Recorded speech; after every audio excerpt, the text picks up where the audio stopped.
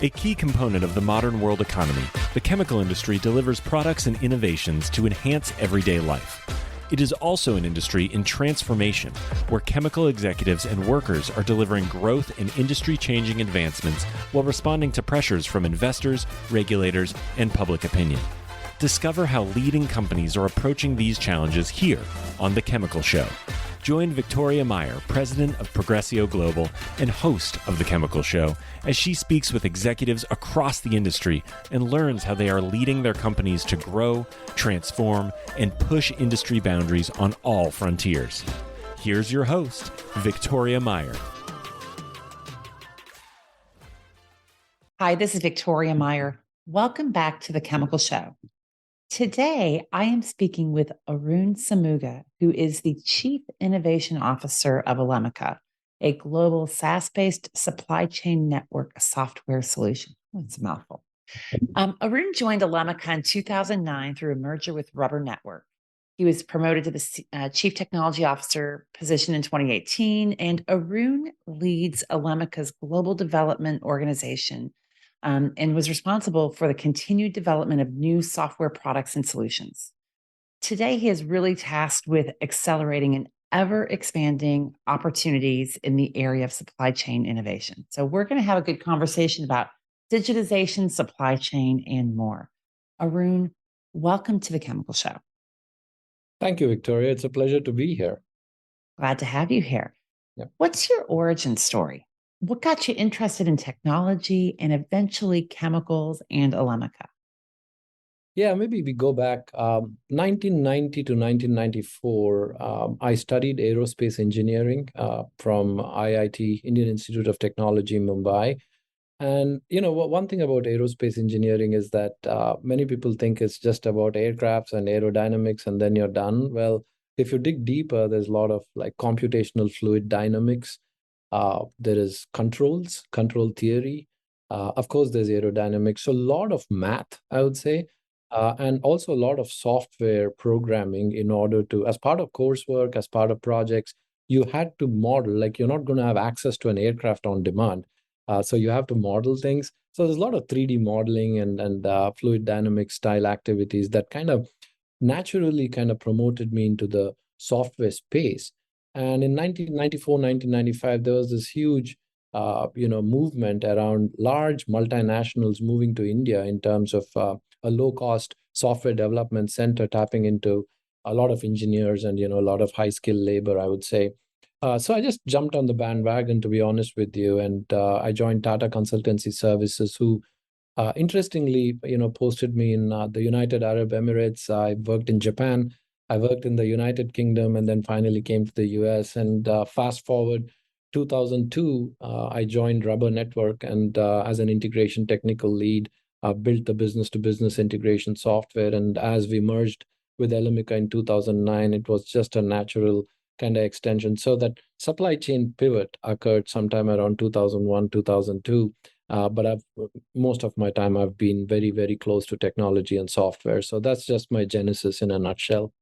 Yeah, interesting. So tell us a little bit about Elemica, just a brief overview of the company and where it is today. Yeah, I think, you may have known Elemica from 2000, 2001 timeframe. And in those days, I would say, the focus was fundamentally around getting systems connected. It was around making business processes automated, making them talk, ensuring that there is a level of collaboration, especially between the buyers and sellers. What we noticed was, over a period of time, it was not just enough for it to be a buyer-seller relationship style automation.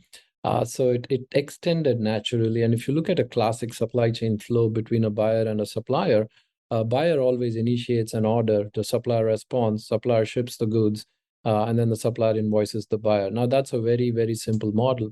If you break it down further, the supplier is also responsible for shipping the goods that they manufacture to the buyer. And in the process industry, it's even more complicated because there could be multiple tiers of suppliers trying to go and produce the same ultimate parts, right? For a car, for example, has 40,000 parts. So as you can imagine, the supply chain there itself in terms of tiers is super complicated.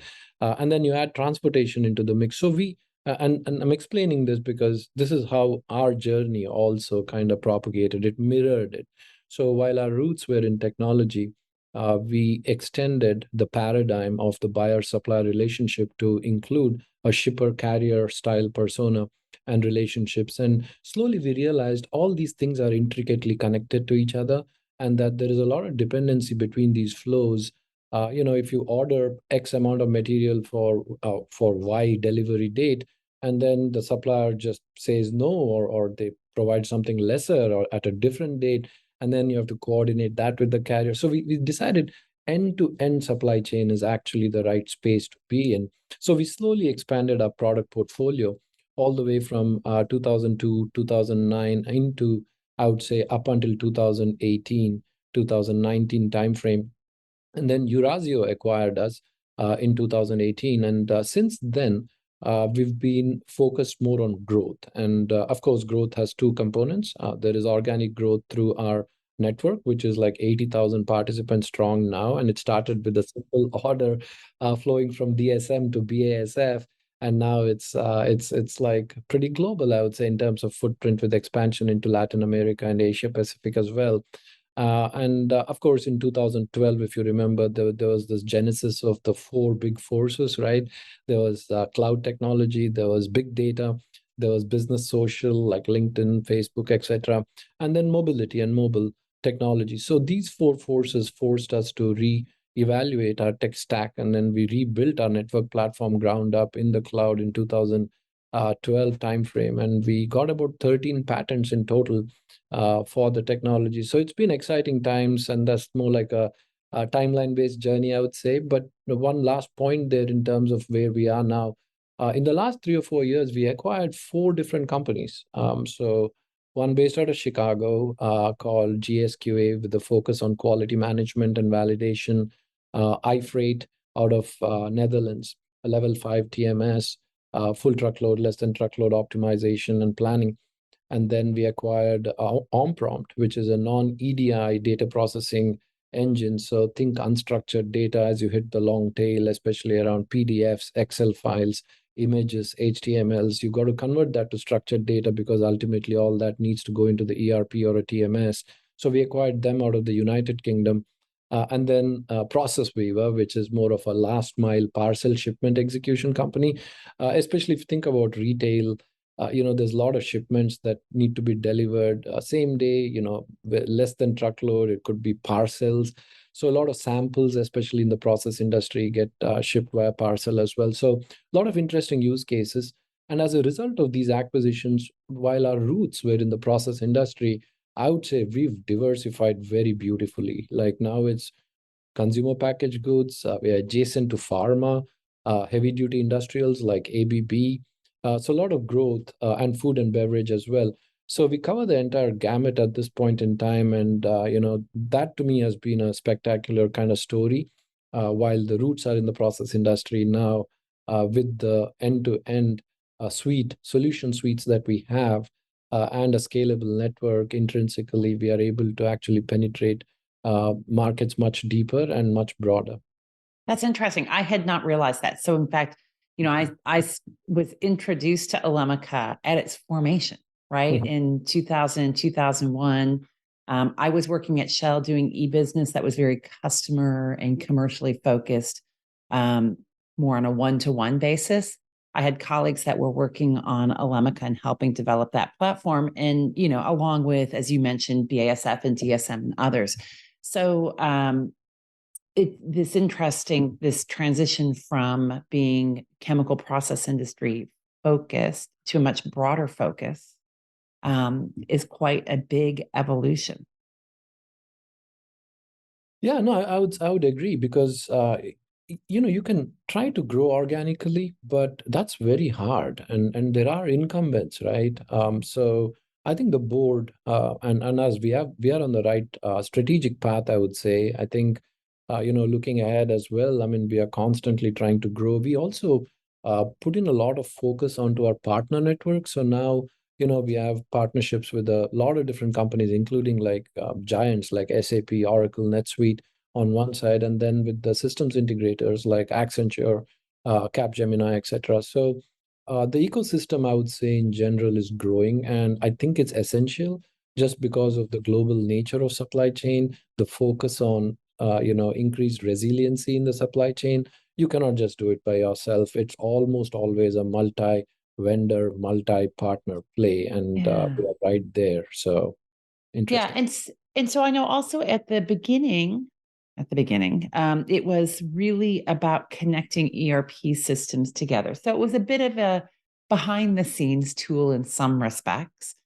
Um, is that still true today? Is it still really about connecting business systems together and to support the supply chain, or is there also storefronts and other things like some other platforms are developing?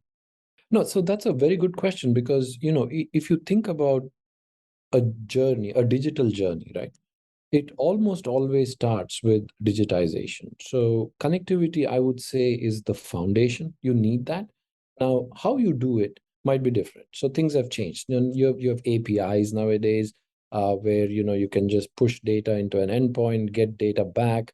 There are specialist companies like Project 44, Four Kites, who only focus on visibility. So you can take their services for visibility. You can take Elemica for, say, network expansion and process automation, and then you could use our last mile parcel for shipping samples. So it's become more of a mix and match kind of play zone for our enterprise clients. So you will see multiple vendors. So all the way, if you look at a traditional enterprise client, like let's say BASF or Dow, as an example, they would almost always have Salesforce, right? I mean, that's their CRM, but they will almost always have an ERP.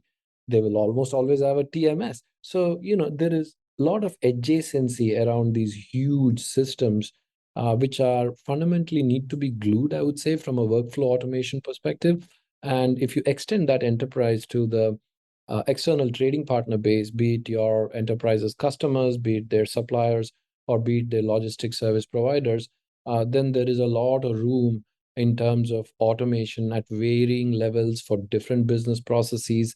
Like even the classic buyer supplier relationship, there is the purchase order management between a buyer and a supplier. But a buyer and supplier could decide that, collectively they're spending a lot on working capital and they want to fundamentally reduce the inventory. So they might engage in a vendor managed inventory style process. It doesn't even need to be purchase orders. So things have evolved, I would say, from a process automation perspective. A lot of interesting digital models have come into play. While connectivity can be viewed as a foundational step, I think what's happened now is it's become a land of specialization, with a lot of mix and match capabilities. And to your point about web shops, yes, I mean, in speaking with some of these large companies, like even BASF and Dow, they have their own storefront. They have Dow.com and BASF.com. You can go there and place orders. So instead of calling it commoditized, I would say there are these large enterprise clients who are looking at multiple channels in order to propagate the sale of their goods ultimately and maximize customer delight. So all these things go hand in hand. And on the other side, of course, they have to ensure that they have the goods come in from their suppliers and shipped correctly to their customers. Otherwise, you're going to have an unhappy customer. So web shops have made their way in. A lot of movement around APIs as well. So, there's a couple of use Well, cases. okay, so you're going to need to decipher for us what's an API. API is a application programmable interface. So it's more like traditionally connectivity was achieved. Speaking of connectivity, right? It was achieved through, you may have heard EDI, like, where machines talk to each other. But what's happened now, those are EDI is really good for like, asynchronous communication. Like, hey, I want to send you an order. Here is an EDI and it goes into your system. Great. Now, what if I wanted to place an order? While I place the order, you as a supplier want to check if you have enough inventory and you want to check the available to deliver, and you also want to immediately check if the carrier is willing to ship those goods. How do you do this? You can't keep sending EDI messages, or you could. That's how it was done earlier. So what happens in the API landscape is, as a supplier, you open up a programmable interface which the buyer calls, and you are able to execute these other searches in real time with other enterprise systems or trading partners, be it your carriers, be it your internal systems in terms of inventory position, and immediately respond back to the buyer. So the speed at which you're able to take a decision or provide some inputs to the buyer in that equation has significantly changed through APIs because they can be synchronous in nature. Okay, interesting. That was helpful. So you've talked quite a bit about these large enterprises, Shell, BASF, Dow, others. How does this work for smaller companies? Because the reality is, what I know from talking to people across the industry, there are many companies who have not really digitized their platforms, their supply chain, their transactional interfaces. And part of it is this barriers to entry. One, they see that there's a lot of barriers to entry. Two, they really wonder about picking the right solution, right? And so I think, so there's a couple of things. One, you've talked about these big companies, but you've also talked about, what did you call it? The land of automation and the ability to mix and match, which I don't think is apparent to business leaders who really just want to be doing business effectively with their customers. So how does this play out when we scale down, when we're not talking about multi-billion-dollar businesses, but when we're talking about really a lot of the companies that are in the heart of the industry, kind of, mid-tier and other companies? Yeah, it's interesting. It's an interesting view if you look at the size of a company, for example. Of course, there's small to medium, medium to large, and extra large, so to say. But one point I would like to make is even for a large company like BASF or Dow, some of their customers are very small. Yes. So ultimately, the supply chain is an interesting field exactly for that reason, because you could be a very small customer of Dow, but you could be a giant customer for somebody else. Now, would you want to invest in terms of your automation levels with Dow in that equation? Maybe not, because it's not worth the cost of operation. So if we extend that logic to really small companies, to your point, the way we look at it from a network perspective is there is this long tail. That's how we look at small companies. Now, with your incumbent large trading partners, you can get away with EDI, with existing ERP implementations, with existing infrastructure. You extend it, connect to the Elemica network, and then boom, you have your automation done. What we also offer, we noticed that you cannot just be limited to 20% of your partners who generate 70 to 80% of your business. There's a huge long tail. I mean, some of them have 120,000 suppliers. And obviously, to your point, not all of them have these technological capabilities. Some of them might just be in a remote location in Latin America, producing one specialized thing that's absolutely needed. How do you engage with them, right? But you have to, because you cannot have silos. Otherwise, you'll end up with data silos, which are even more dangerous, because how are you going to keep track of your KPIs as an organization? So what we did was we devised a way, and we call it a multi-channel strategy. So you don't need to necessarily have EDI or XML capabilities to transact with Elemica. We can handle emails. We can handle PDFs. We can handle Excel files. All that can be converted into structured data very easily. So a lot of the small companies, they engage with us through those channels. So I would call it broadly a multi-channel strategy is what we offer to the market. And from our enterprise clients' perspective, to your point, they could have small customers, small suppliers, or small carriers. They could also engage with us through this multi-channel strategy, be it through email, through a web portal, or APIs for that matter, if they have a little bit of technology investment. That's great. So digitization and supply chain have been hot topics for the 2020s, right? And Elemica is obviously working at the intersection of both. When you look back at the events of the past couple of years, the pandemic, all the supply chain challenges we've had, and heck, this acceleration of digitization, what's been the effect on Elemica's business? It's sad, but the pandemic itself was a sad event. Of course, it was a global disruption. But what companies did was I think they went selfish, for lack of a better word. They started piling up inventory like crazy. So we saw an uptick in transactions during the pandemic. So while there were some companies who came and asked us for relief, especially in terms of payment terms, etc., which is completely understandable. The commercials aside, if you look at the supply chain transactions, those went up during the pandemic. And I did some research later. So it peaked in 2021, and then come 2022, late 2022, so the order volume started going down. Yeah, And I we've reached been out to a seeing few, this. yeah, I reached out to a few clients and I said, what is happening? Did you notice there was a 13.6% reduction in order volume across the Elemica network between 2021 and 2022? So I go back to some of these clients and say, hey, you went down by only 6%, but the Elemica network order volume went down by 13.6%. Why is that? So their response was, we did not stock up as much as did some of our other peers. So I knew that the pandemic actually, while a sad event, was actually very good for us from a transaction volume perspective. But then when you look at what happened outside, companies just stockpiled inventory, and now they're basically trying to reduce the order volumes, and it's coming back to normalcy. Of course, the one thing that the pandemic has taught us, and there was the incident in the Suez Canal as well. So supply chain risk, I think, has become a very important topic.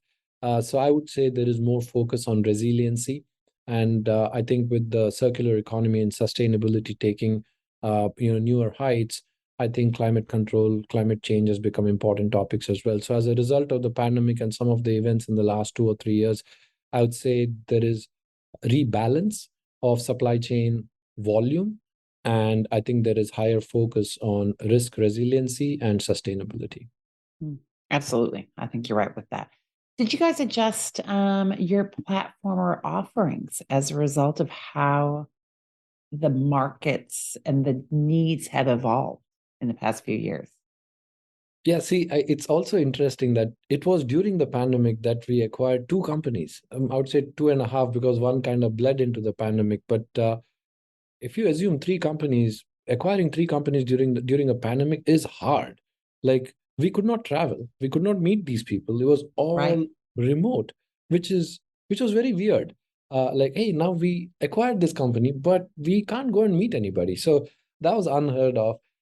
To answer your question more directly, I would say we added, three strong capabilities onto our network platform. So one in level 5 transport management solution, one non-EDI data processing solution, as well as the last mile shipment execution solution. So absolutely more focus around, to your point, the long tail data processing, because we have capabilities for the bigger guys, and now it's in-house.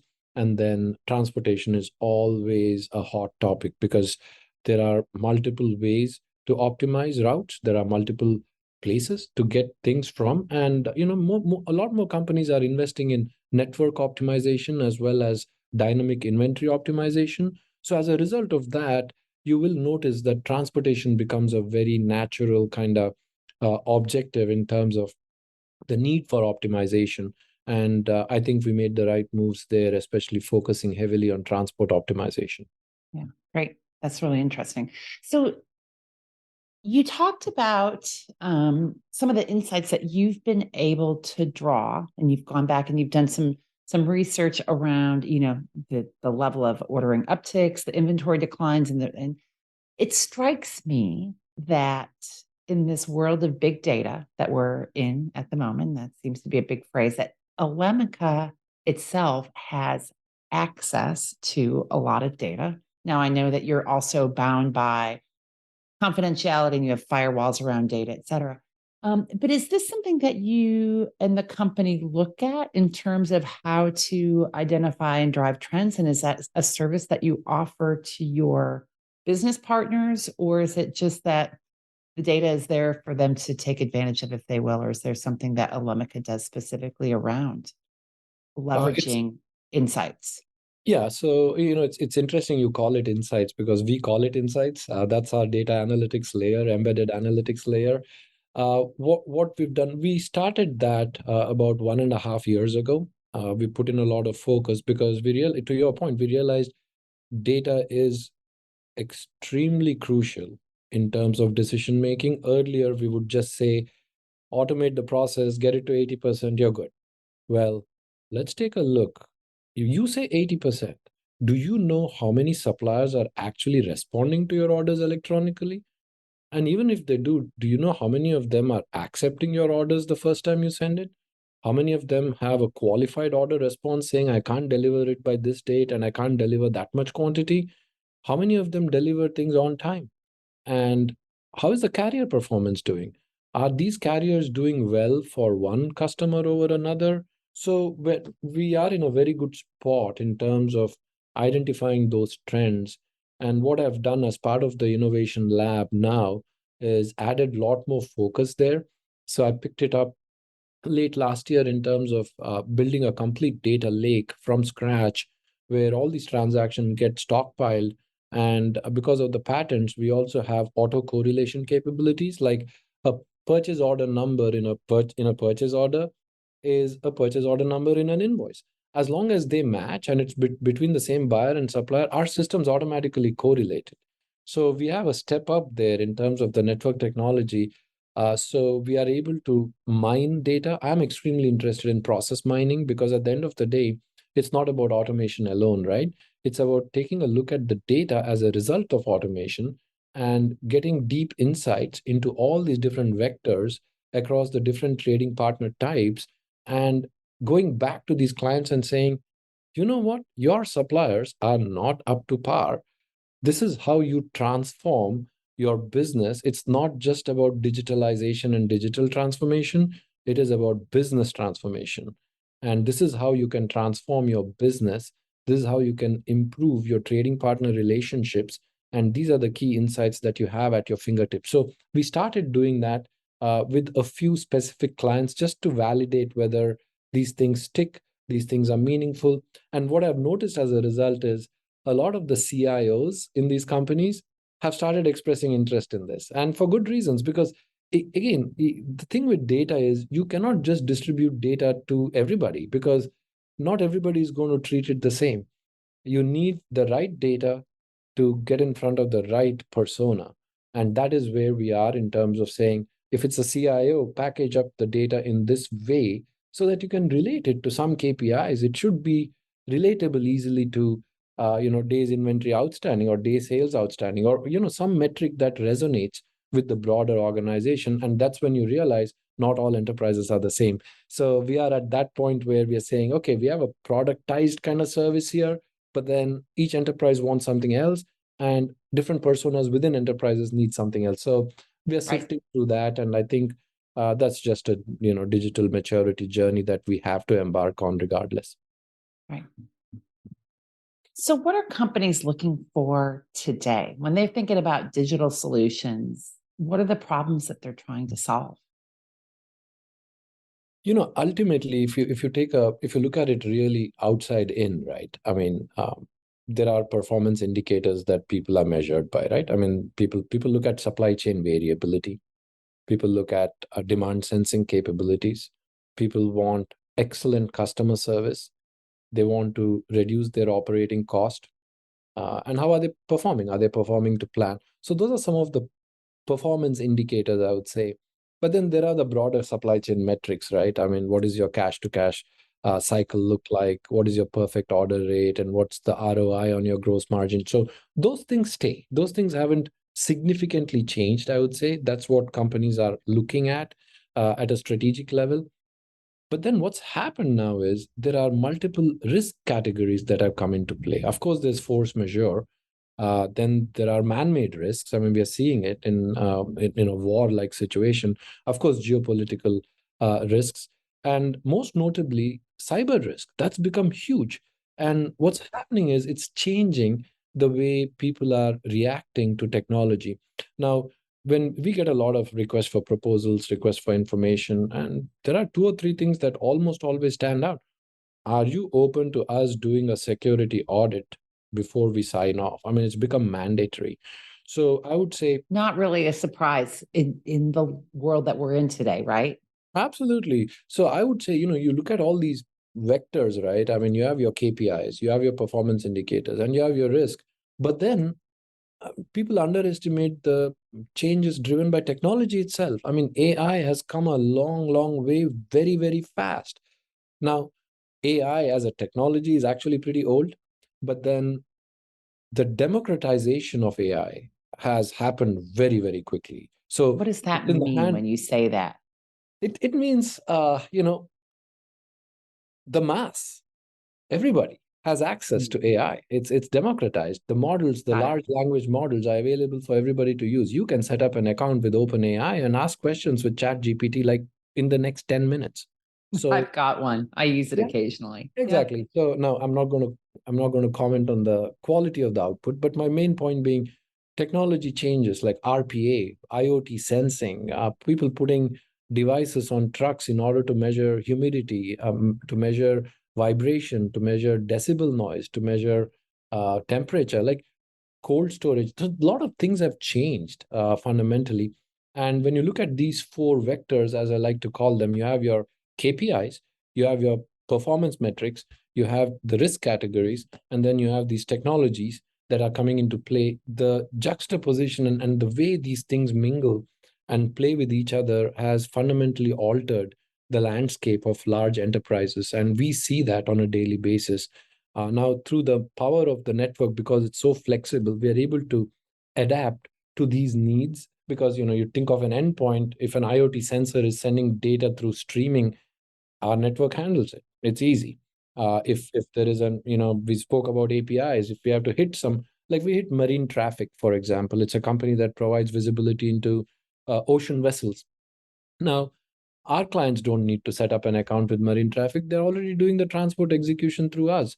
So we just have a link with marine traffic through an API. We get the status of a vessel and then we show it to our customers. So we've opened up our flexibility, I would say, in terms of a broader ecosystem in order to cater to some of these changing demands on the customer side. Yeah. What strikes me with that is that we have this ever increasing need for information, fast information, and figuring out how to surface it and provide it is critical. And it's a journey, right? It's changed dramatically in the time that Elemica has been established, and even just in the last year.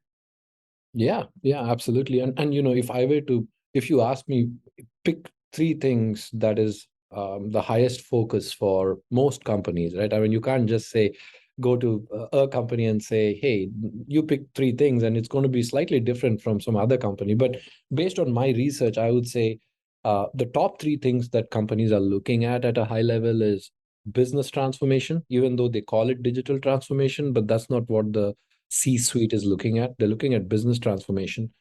The second category is supply chain resiliency. People want to ensure that they're risk proof as much as they can. And the third thing is sustainability. So to me, those are the three areas where I see a lot of moving pieces from a strategic perspective. Yeah, that's interesting.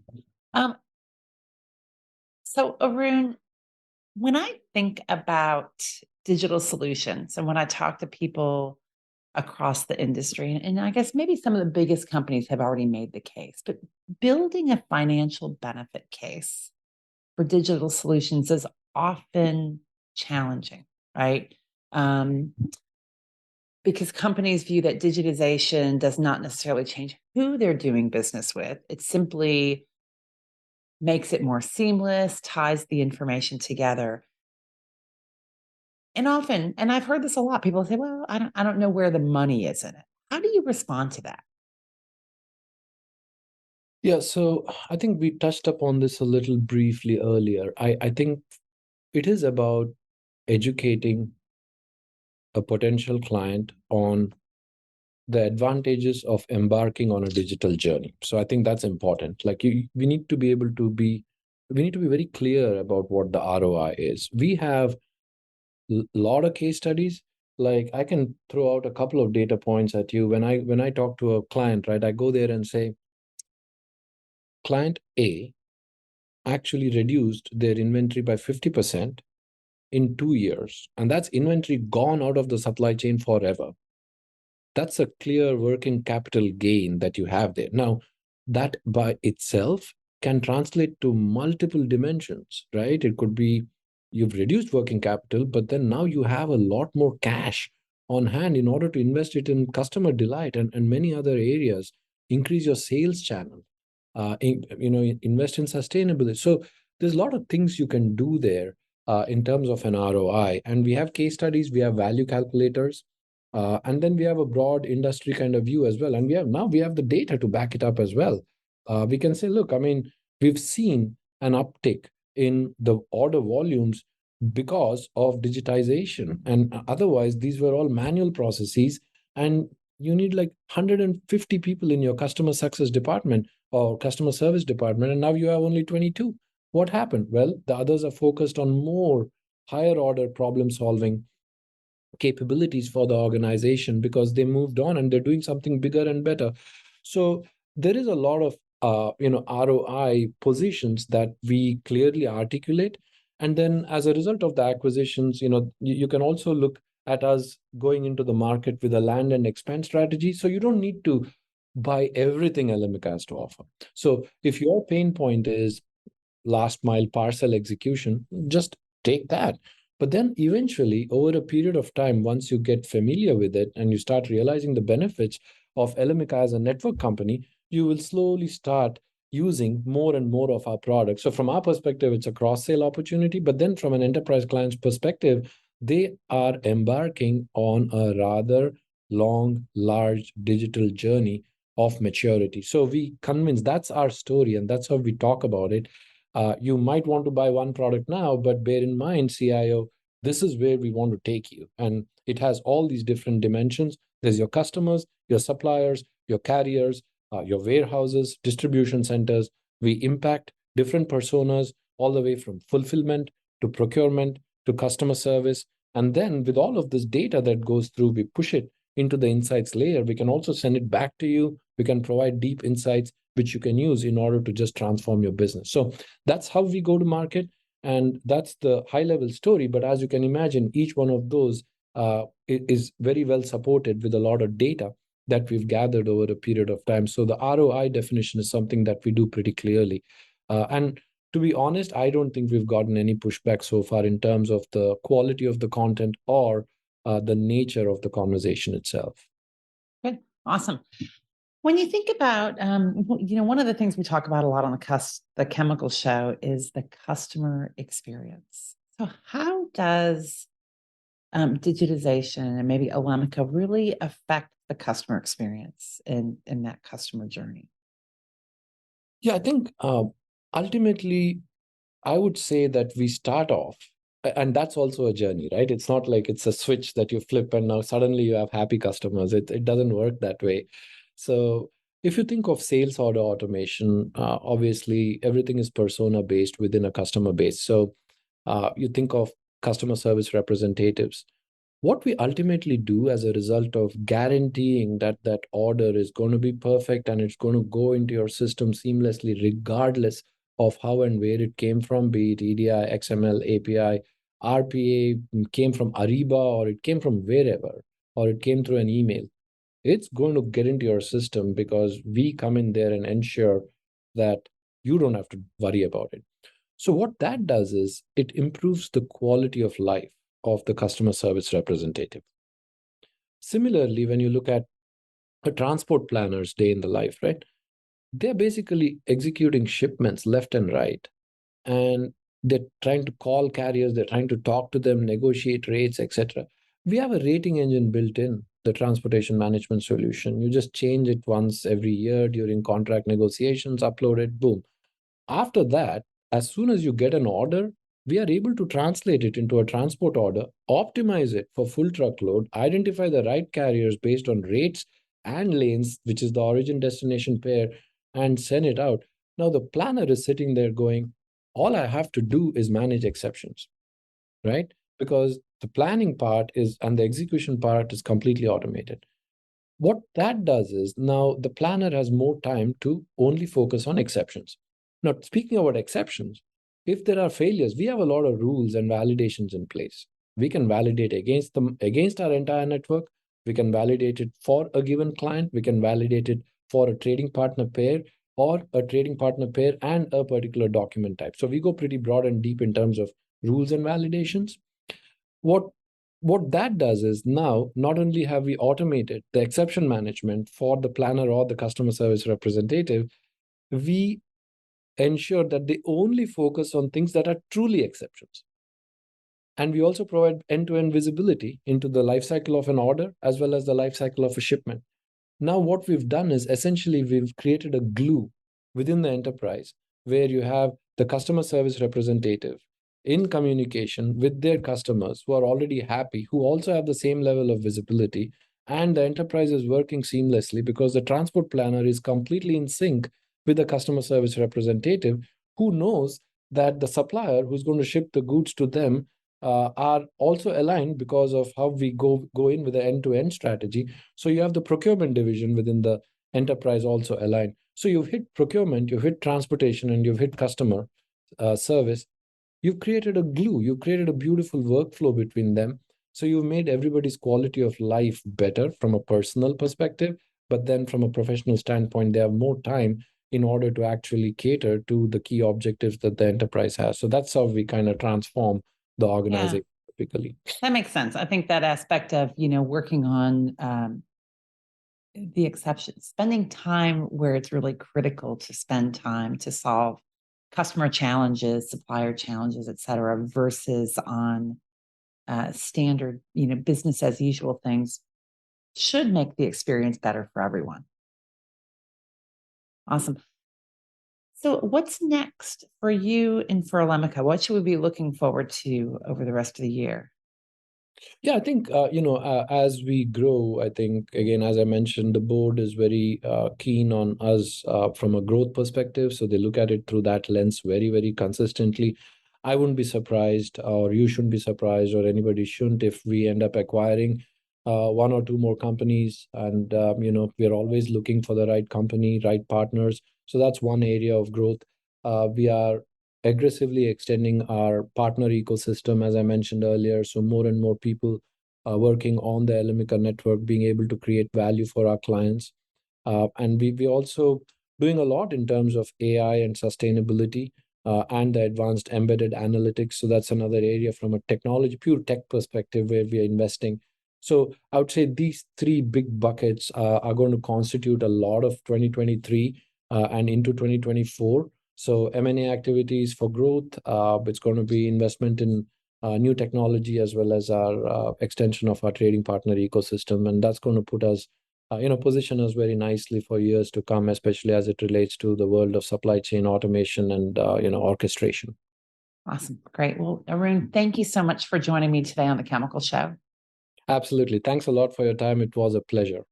Absolutely. And thanks everyone for listening. Keep listening, following, and sharing, and we'll talk to you again soon.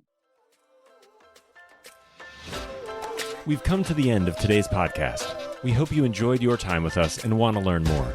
Simply visit thechemicalshow.com for additional information and helpful resources. Join us again next time here on The Chemical Show with Victoria Meyer.